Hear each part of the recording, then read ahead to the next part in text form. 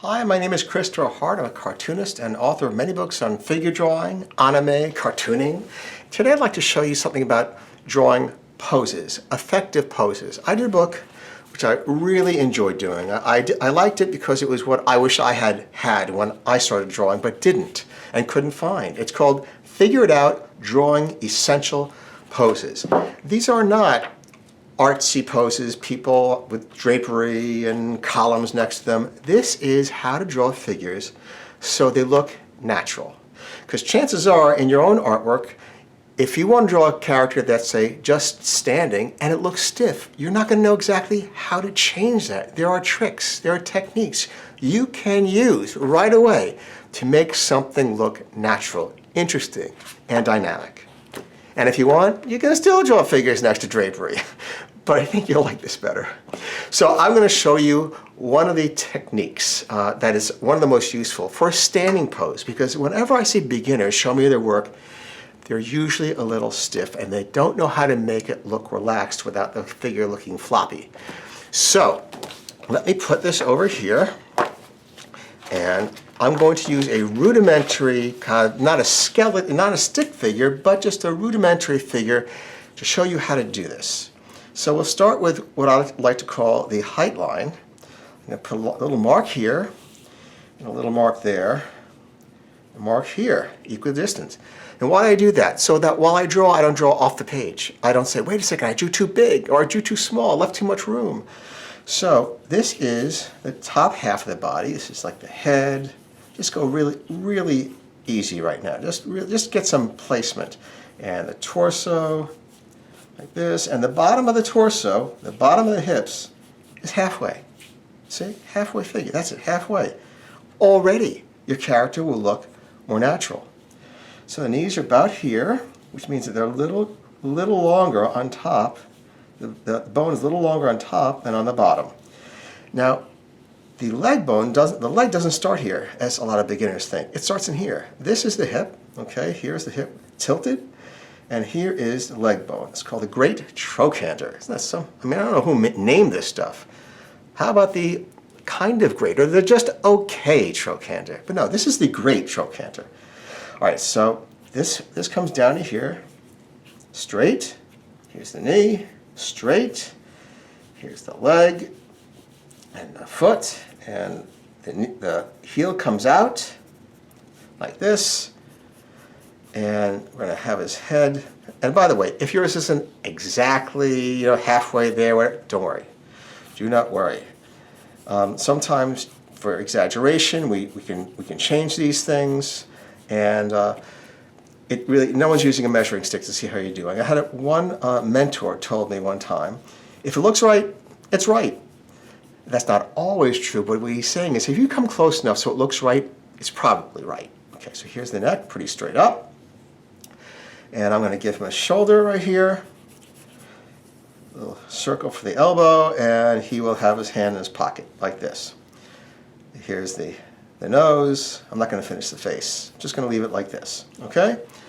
This is how a lot of beginners draw the body in a standing pose. It is stiff. You think, well, you're supposed to stand straight up, and he is standing straight up. Well, that's true, but it looks stiff. It's not supposed to look like that. Standing straight doesn't mean that. So let's take a look. First of all, the neck is part of the spine, okay? It's an extension of the spine, so that goes this way. So already you're creating something fluid. You see that fluid line you're creating? And this goes all the way. This goes all the way down here into the lower back. It doesn't start to bend outward again until the lower back. So you have a big curve. It's not stiff. It's a big curve. It curves back here at the hips. Already, it's looking a little like it's flowing, right? Now, this is the collarbone right here, and we'll create the neck here.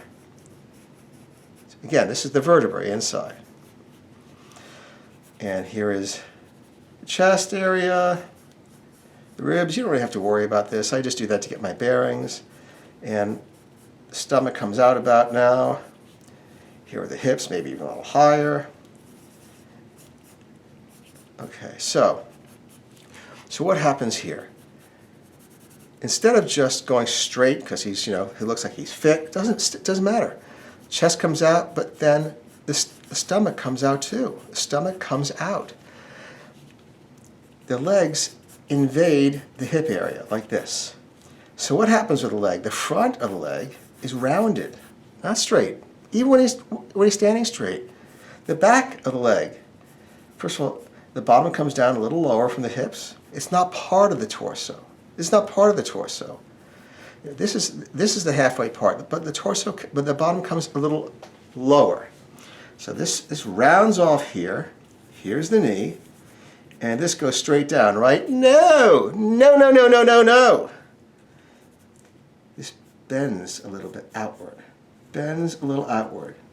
Bones, if you look at a skeleton, you'll see that the skeleton is not exactly straight. Those bones are moving. They are curving this way and that way.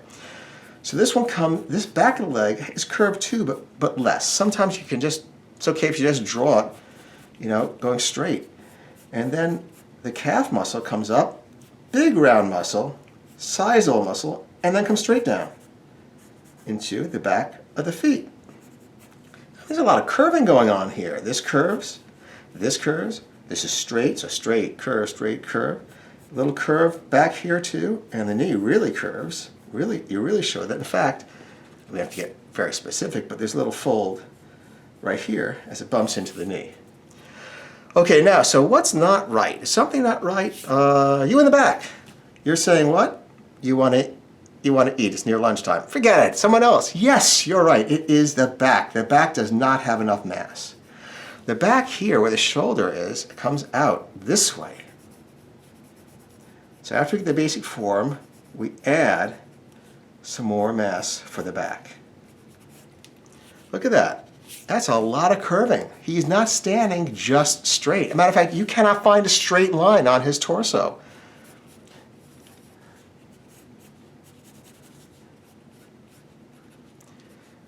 See? That is where the shoulder blade goes. And the shoulder blade, just so you know, the bottom of the shoulder blade, let me just get this, I'm overdrawing everything. The bottom of the shoulder blade is about where the sternum is. That little hollow in the chest is about the same place that the bottom of the shoulder blade is.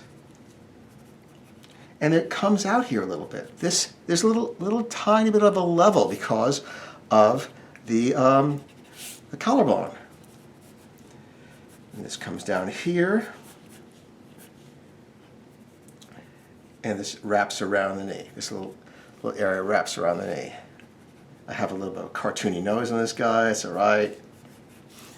And he'll go in his pocket here. Usually you have to have jeans to have a pocket, but we're giving him a pocket, all right. I can take this away. Take this away.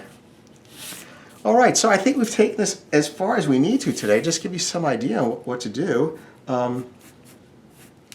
And as you can see, that is a much more relaxed look, natural look. And we can do other things. We can have the leg come back this way, and this leg come this way. We could have the arm come down. But that's all variations. Anyway, here is the book, Figure It Out, Drawing Essential Poses. And what we were just talking about is some of the principles that are on page 30. Here's a straight look. He's a nicely drawn character, but he's not a natural character. Same character with a natural through line looks so much better. This you can get everywhere, any bookstore. So anyway, and I hope you do.